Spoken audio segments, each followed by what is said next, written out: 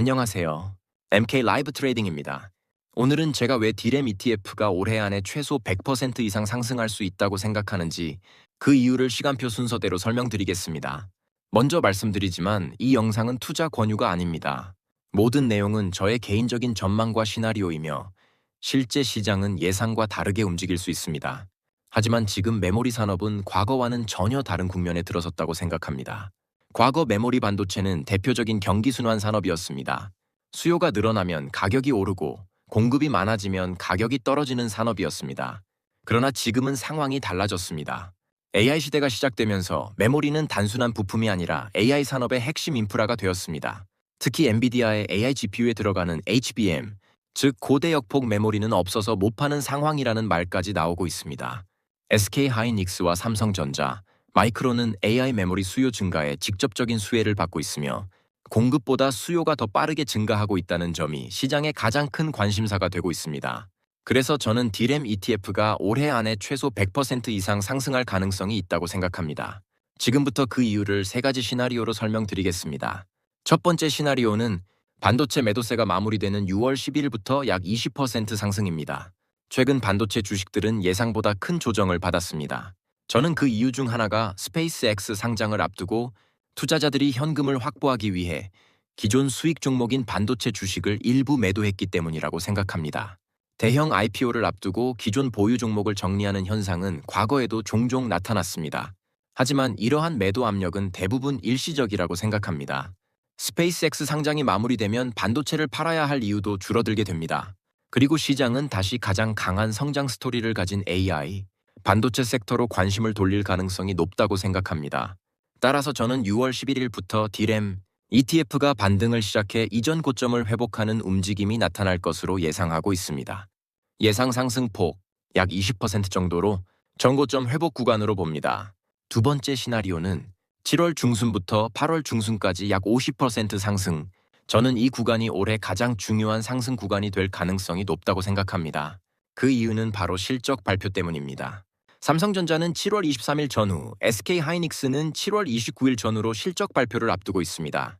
HBM 공급 확대와 디램 가격 상승 효과가 본격적으로 실적에 반영될 가능성이 높습니다.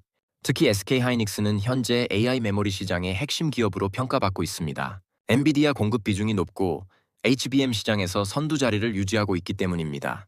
만약 시장 예상치를 뛰어넘는 실적이 발표된다면 주가는 실적 발표 전에 먼저 상승하는 러닝업 현상이 나타날 수 있습니다. 저는 그 시점을 7월 초부터 주목하고 있습니다. 그리고 실제 실적 발표 이후에도 시장 기대치를 뛰어넘는 결과가 나온다면 추가 상승이 이어질 가능성이 있다고 생각합니다. 시장의 심리는 보통 이렇게 움직입니다. 실적이 좋을 것 같다. 그리고 생각보다 훨씬 좋다. 이후 기관 자금이 유입되고 개인 투자자들의 추격 매수가 이어지면서 주가는 예상보다 훨씬 큰 폭으로 움직이는 경우가 많습니다. 그래서 저는 7월 중순부터 8월 중순까지 약 50% 상승 가능성을 예상하고 있습니다. 세 번째 시나리오, 10월 이후 약 30% 추가 상승. 많은 투자자들은 실적 시즌이 끝나면 상승도 끝난다고 생각합니다. 하지만 저는 오히려 진짜 상승은 10월 이후부터 시작될 수도 있다고 생각합니다. 그 이유는 엔비디아의 차세대 AI 플랫폼인 베라 루빈 때문입니다.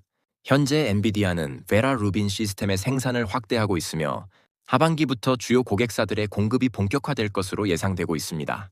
그리고 여기서 가장 중요한 점은 베라 루빈이 기존 세대보다 훨씬 더 많은 메모리를 필요로 한다는 것입니다.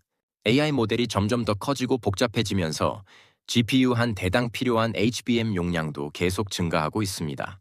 결국 베라 루빈 공급이 늘어난다는 것은 단순히 엔비디아의 매출 증가만 의미하는 것이 아닙니다.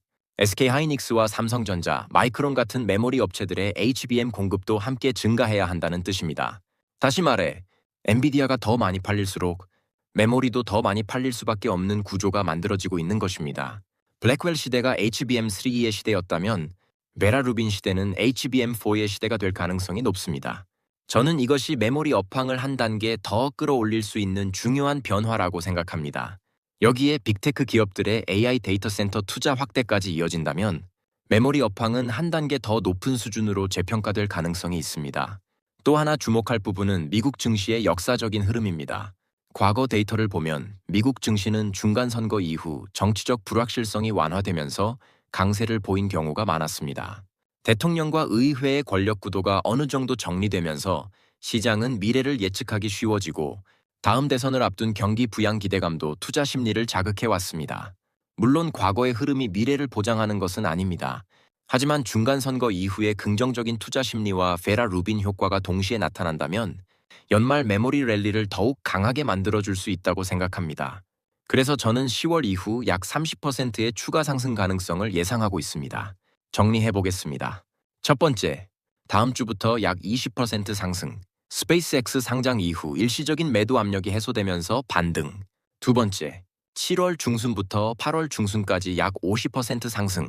삼성전자와 SK하이닉스의 실적 서프라이즈 가능성.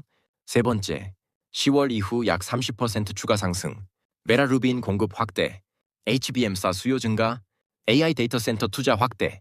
그리고 미국 중간선거 이후 나타나는 역사적인 증시 강세 패턴.